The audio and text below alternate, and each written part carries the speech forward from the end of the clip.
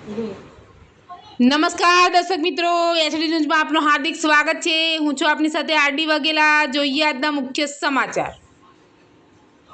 અંકલેશ્વર વંદે માતરમ ટ્રેનમાં અમદાવાદ પહોંચ્યું ધબકતું હૃદય। બેન્ડેડ યુવકના અંગદાનથી 6 લોકોને મળ્યું જીવનદાન। અંકલેશ્વરમાં અંગદાનની ઘટના બાદ ઇતિહાસ રચાયો હતો। એક માનવ હૃદયને સમયસર અમદાવાદ પહોંચાડવા માટે વંદે માતરમ એક્સપ્રેસ ટ્રેનને અંકલેશ્વર રેલવે સ્ટેશન પર વિશેષ સ્ટોપેજ આપવામાં આવ્યું હતું અને ધબકતું હૃદય અમદાવાદ સુરક્ષિત રીતે પહોંચાડવામાં આવ્યું હતું। હાસોડ તાલુકાના અલવા ગામ 22 વર્ષીય અતુલ પટેલ માર્ગ અકસ્માતમાં ગંભીર રીતે ઇજાગ્રસ્ત થયા બાદ અંકલેશ્વરની જયાબેન મોદી હોસ્પિટલમાં બેન્ડેડ જાહેર કરાયા હતા। દુઃખની આ ક્ષણમાં રાજ્યના મંત્રી ઈશ્વરસિંહ પટેલ અને ડોનેટ લાઈફ ટીમના માર્ગદર્શન હેઠળ પરિવારે અતુલના અંગદાનનો ઐતિહાસિક નિર્ણય લીધો હતો।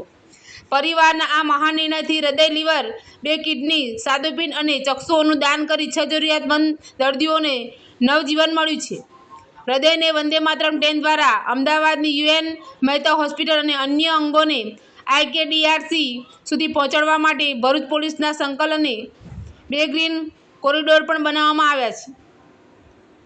અમારો અતુલ હવે પાછો નહીં આવે, પણ તેના અંગોથી અન્યને જીવન મળે એ જ મોટી માનવ સેવા છે।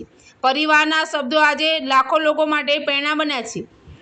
એચડી ન્યૂઝ સાથે રિપોર્ટ જયેશ પ્રજાપતિ, અંકલેશ્વર।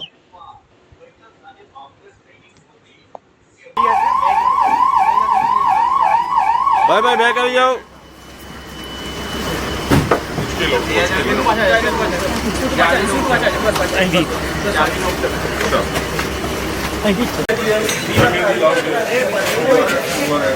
ઓ ઓ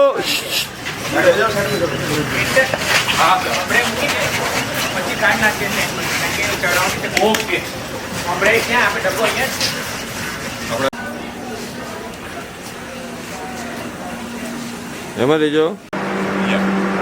ઓકે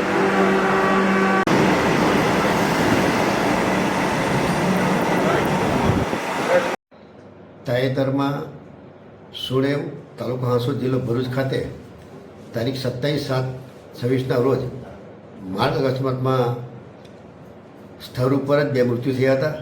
એ પૈકી ત્રીજા અલવા ગામના નવયુવાન એવા અતુલભાઈ પટેલનું બ્રેન ડેમેજ થતાં સારવાર દરમિયાન કરુણ મૃત્યુ થયું હતું।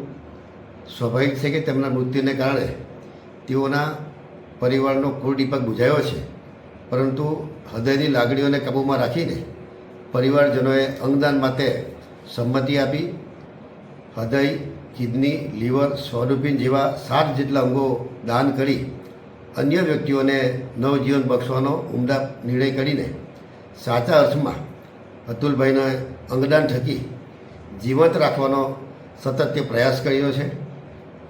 પરિવારની ભાવનાને હું બિરદાવું છું અને સ્વર્ગસ્થ અતુલભાઈના આત્માને પરમ કૃપાળુ પરમાત્મા ચિર શાંતિ પ્રદાન કરે તે માટે પ્રભુને પ્રાર્થના કરું છું। સાથે જ શ્રીમતી જયાબેન મોદી હોસ્પિટલના અંકલેશ્વરનો સ્ટાફ તેમજ પદ્મશ્રી નિલેશ માંદેલવાલાને પણ હું વંદન કરું છું।